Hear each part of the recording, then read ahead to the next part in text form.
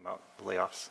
Yeah, when we look at the district's 4-year projections and they project layoffs, one of the things that is worth noting is the proportion of layoff that they're talking about, approximately 4%, is exactly the proportion to which they've overstaffed teachers just in this last school year.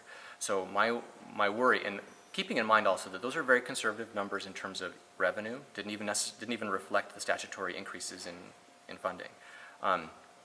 Those layoffs wouldn't be on the back of this teacher contract. Those layoffs correspond with, to me, it's like a natural correction. We think about economics, the stock market. Sometimes there are natural corrections. We overstaffed. If there's no increase in revenue, you're going to expect a correction.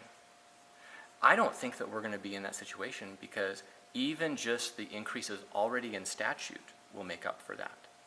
Now, I do think in the long term, it'll be incumbent upon the community and the association to be really aware of the staffing decisions that are being made, not individuals, but in terms of proportion, because we are significantly beyond what is sustainable in terms of staffing.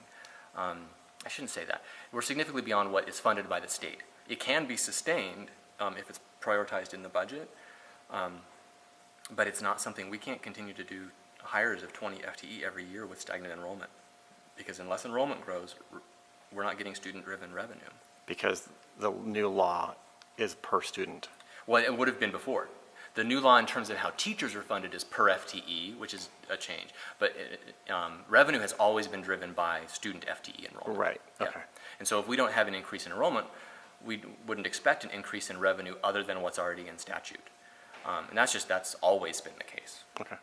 Will CEA, WEA work with the legislature to fix McCleary? Because it's still got issues. Absolutely. In fact, our new president, Shelley Houle, one of her goals is to march to Olympia shoulder to shoulder with Dr. Snell to let these legislators know exactly what their inaction or their, their pantomimed action, it's not even a real action, has done to districts throughout the state.